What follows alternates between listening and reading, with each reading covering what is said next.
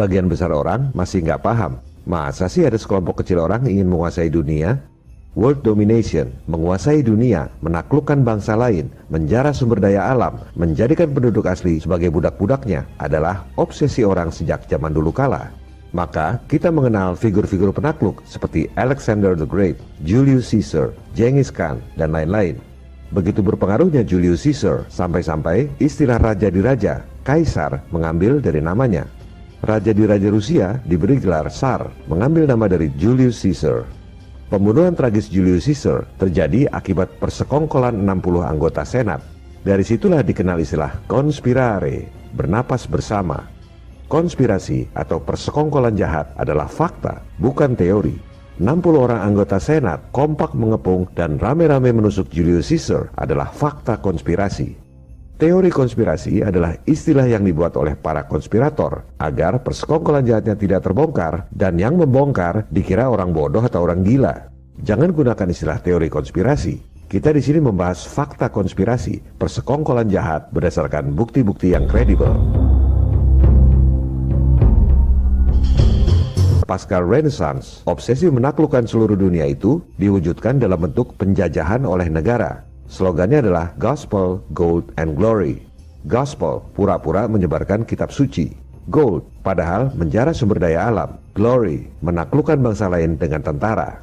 Yang tak diajarkan di sekolah, negara-negara penjajah itu dari dulu tunduk pada bank sentral swasta. Contoh, VOC Belanda menjajah Indonesia tahun 1602. Menjara sumber daya alam. Mereka jual, dapat duit. Duitnya ditaruh di mana? Maka dibuatlah bank sentral swasta, Wissel Bank of Amsterdam tahun 1609. Begitu juga Bank of England, Bank of France, semuanya adalah swasta. Para bankir ini memang pucuk mata rantai makanan. Negara-negara penjajah tunduk pada mereka. Waktu itu belum ada Illuminati, belum ada elit global. Illuminati berdiri tahun 1776 di Bavaria, Austria, yang didanai oleh bankir penyembah iblis, Mayer Amschel Rothschild. Ada sekelompok sekte penyembah iblis yang sangat pintar dan kaya yang bertujuan untuk menghancurkan semua negara dan semua agama di dunia agar tercipta tatanan dunia baru di bawah kontrol mereka. Mereka percaya bahwa mereka adalah orang-orang pilihan yang ditakdirkan untuk jadi Tuhan di dunia dan umat manusia lain adalah budak-budaknya. Mereka tak akan berhenti sebelum tujuannya tercapai karena memang itu yang diperintahkan oleh Tuhan mereka, Lucifer, the Antichrist, Al-Masih, Ad-Dajjal.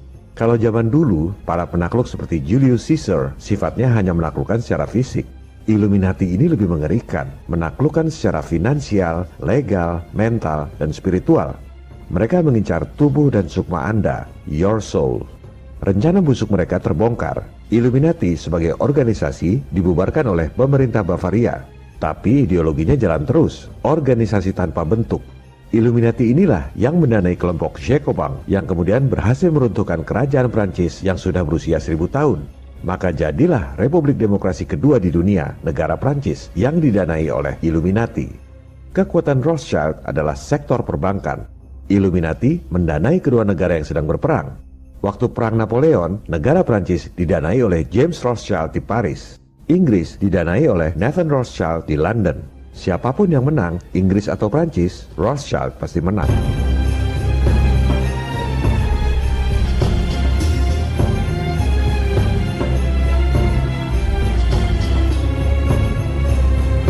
Illuminati menghimpun kekuatan di Amerika melalui agen Rothschild yang brilian, Jacob Schiff, the God of Wall Street.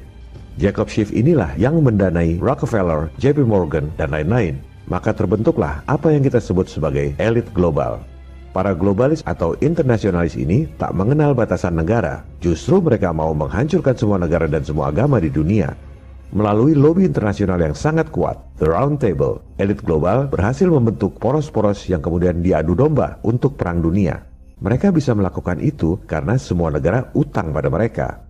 Maka waktu Perang Dunia Pertama, mereka danai kubu Central Powers, Jerman, Italia, Austria, dan lain-lain. Juga mendanai kubu sekutu, Inggris, Prancis, Rusia, dan lain-lain.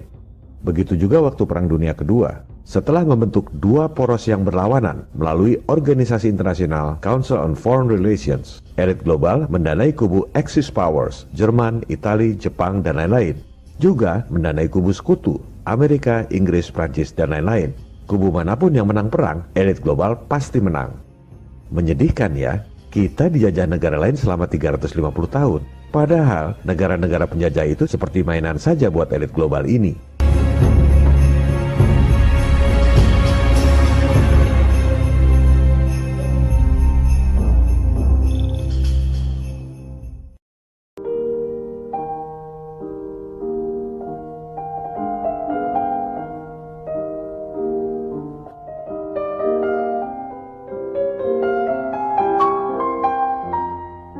Sampai tahun 1945, bangsa terjajah di Asia, Afrika, dan Amerika Latin yang jumlahnya banyak itu masih tak berhasil mengusir negara-negara penjajah yang jumlah penduduknya sedikit.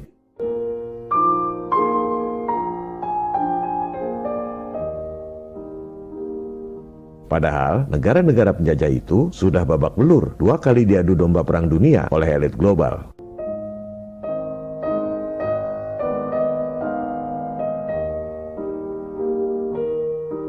Sejak tahun 1945 itu, elit global mengambil alih kuasa penjajahan dunia dengan cara yang berbeda.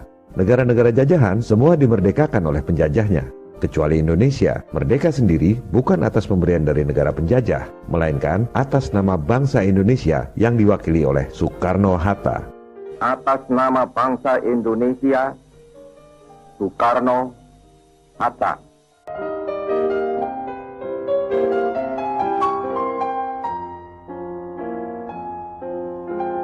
Maka strategi penjajahan pun dirubah. Dominasi dunia tak lagi melalui peperangan. Penjajahan yang sesungguhnya adalah ekonomi. Maka Gospel, Gold, and Glory-nya berubah. Gospel bukan lagi kitab suci, tapi globalisasi, perdagangan bebas, independensi bank sentral. Itulah the new gospel, kitab suci yang baru yang diajarkan di semua sekolah di seluruh dunia. Goldnya bukan hanya menjara sumber daya alam, melainkan ditambah moneter. Penjajahan gaya baru. Negaranya biarin aja merdeka, tapi semua negara utang pada mereka. Dan semua rakyat di dunia kerja keras bayar pajak buat bayar utang pada para bankir asing yang kaya raya. Glory-nya tak lagi dengan tentara, melainkan menggunakan perusahaan-perusahaan multinasional, organisasi-organisasi internasional seperti PBB, World Bank, dan IMF. Penjajahan gaya baru ini disadari oleh bapak bangsa kita, Presiden Soekarno. Ia menyebutnya sebagai nekolim, neokolonialisme dan imperialisme. The crowning of independence is not membership of the United Nations, but the ability to stand on our own feet. Mereka orang Afrika dan orang Mesir berkata, it rang through Africa. Rang itu artinya menggelegar seperti beledek mengampar-ampar, saudara-saudara.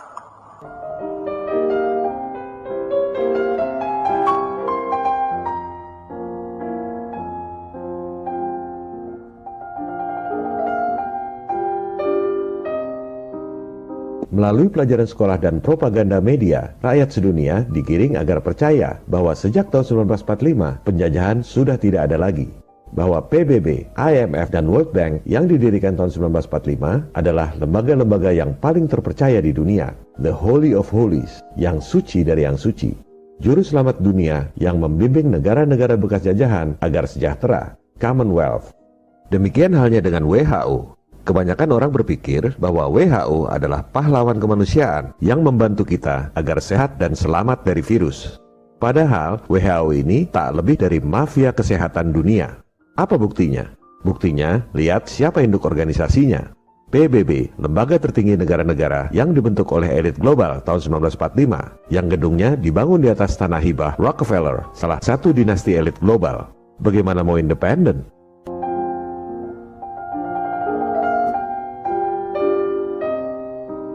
Buktinya lagi, lihat siapa pendananya. Aliansi Konglomerat Vaksin Dunia di bawah asuhan Bill Gates. Dengan kata lain, para pejabat WHO itu gajinya dibayar oleh Bill Gates dan perusahaan-perusahaan vaksin dunia.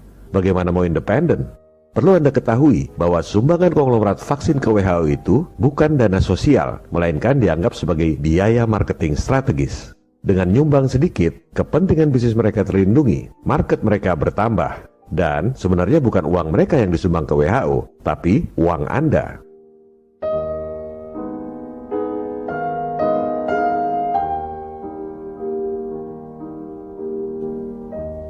Begitu juga dengan Bill Gates. Tadinya dia nggak kaya. Kitalah yang bikin dia jadi kaya, karena kita beli produk-produk Microsoft. Dengan kata lain, kita membuat Bill Gates jadi kaya dan uangnya digunakan untuk menyakiti diri kita sendiri beserta keturunan kita.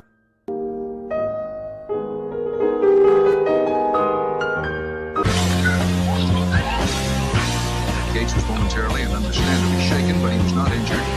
His squad piled on with two more pies before one of them was wrestled to the ground and the rest of the others released the moment he got away. Gates went inside, wiped his face clean, and made no comment. He then went ahead with his scheduled meeting. No word from the motive of this attack. Don't cry, don't breathe.